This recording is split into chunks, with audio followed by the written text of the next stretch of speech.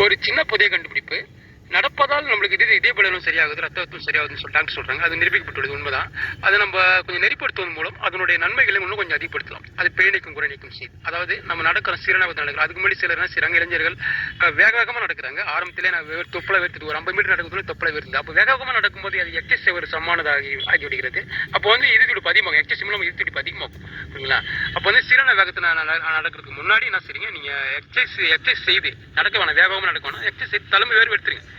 வேர்வையில வந்து அது அதிகப்படியான உடம்புல இருக்க அத்தனை கெமிக்கல்ஸ் நம்ம சாப்பிட்ற உணவுல இருக்க உணவுல எல்லாத்திலும் மைக்ரோ பார்ட்டிகல்ஸ் அளவுக்கு மிக மிக துகள்கள் அப்படியே கலந்துக்குதுன்றாங்க எல்லா உணவுகளும். அப்போ அந்த ரத்தத்தில் கலந்து அது பிளட் சர்க்குலேஷன் போயின்னா அப்படியே தசைகளுக்கு கொஞ்சம் கெடுதல் பண்ண பிளட் சர்க்குலேஷன் வந்துட்டே இருக்கும், போயிட்டு கெடுதல் பண்ண அப்படியே மருந்து கொண்டே இருக்கும்.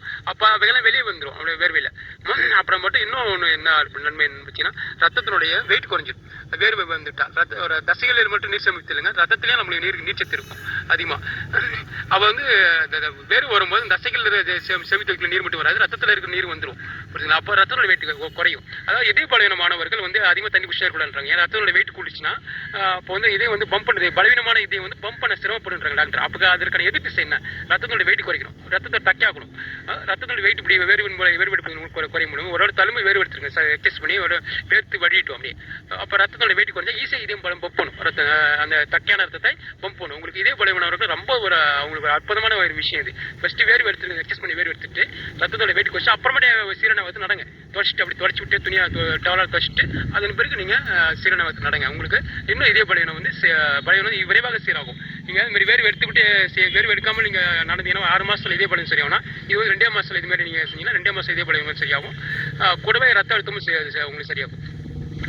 இது வந்து நீங்கள் வந்து ரெகுலராக வந்து காலை மதியம் சாப்பிட்றதுக்கு முன்னாடி மதியம் மாலை இது மாதிரி வெறும் வயிறாக இருக்கும்போது நீங்கள் செய்யலாம். நீங்கள் காலை மதியம் மாலை 3 வேலை செய்தீங்கன்னா உங்களுக்கு விரைவாக 1 மாதத்துல கூட இதே பலவீனம் 6 மணி கட்ட இரும்பு இதே பலவீனம் கண்டிப்பாக சரியாகும்.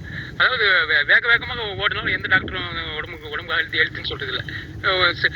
அப்போ வந்து நம்ம வந்து அது எதிர்த்து செய்யணும்னா சீரண வேகத்தில் ரொம்ப மெதுவாக நடந்தால் உங்களுடைய மூச்சு முழுமையாகாது. பிராணாயாமம் செய்வது போன்றதாகும். நம்ம சீரணாவத்தில் நடப்பது என்பது ஒரு பிராணாயாமம் உட்காந்து பிராணாயாமம் செய்வது சமானது. மெதுமெதாக காற்று பிராணம் செய்யும்போது மெதுவாக காற்று உள்ளே போய் முழுமையாக நிரம்பி மெதுமெதாக வெளியாகும். அப்படிதான் நம்ம முயற்சி செய்வோம், மெதுமெதாக வெளியேற்றுவோம், மெதுமெதாக உள்ளிருப்போம். அது வந்து நம்ம மிகவும் பொறுமையாக நடந்தால் அது சரியாக நடக்காது. அதிவேகமாக ஓடினா அது முழுமையாக காற்று உள்ளே போகும், ஆனால் வேக வேகமாக உள்ளே போய் ஃபுல்லாக வேகமாக வெளியாகும். அதிவேகமாக ஓடினா ஒரு மணி நேரம் ஓடினா நம்மளுக்கு உடம்புக்கு ஆரோக்கிய குறைபாடு ஏற்படும், ஒரே பலவீனம் ஆகும். ஆனால் அது அப்படியே எதிர் திசையில் பார்த்தீங்கன்னா சீரான வேகத்தில் மிகவும் எதிர் திசை மிகவும் பொறுமையாக நடந்தால் அது வந்து லங்ஸ் வந்து நம்மளுக்கு ஒரு மிகவும் பொறுமையாக நடத்த ஒரு 10 வயசு பையன் கூட சரிப்பட்டு வரும். ஆனால் நம்மளுக்கு வயது அதிகரிக்க லங்ஸ் கொஞ்சம் ரஃப் ஆகும். அப்போ வந்து சீரான வேகத்தில் நடக்கும்போது அது முழுமையாக மெதுமெதுவாக காற்று உள்ளே போய் மெதுமெதுவாக ஃபுல்லாகி நுரையீரல் ஃபுல்லாகும். ஃபுல்லாகி மெதுமெதுவாக அதே சமயத்தில் வெளியாகும் பிராணாயாமம் செய்வது போல. ஆக சீரான வேகத்தில் நம்ம கையை வீசிக்கொண்டு நம்ம உற்சாகத்தோடு நடத்தல், வேர்வை அந்த நடக்கிறதுக்கு முன்னாடி நம்ம வேர்வை எடுத்து துடைச்சிட்டு அதன் பிறகு ரத்தத்தோட வெயிட் குறைச்சி நடந்தால் உங்களுக்கு இன்னும் சிறப்பாகும், அது மேம்படும். நடத்தலாம் ஏற்படும் நன்மைகள் வந்து இன்னும் அதிகப்படும். தேங்க்யூ.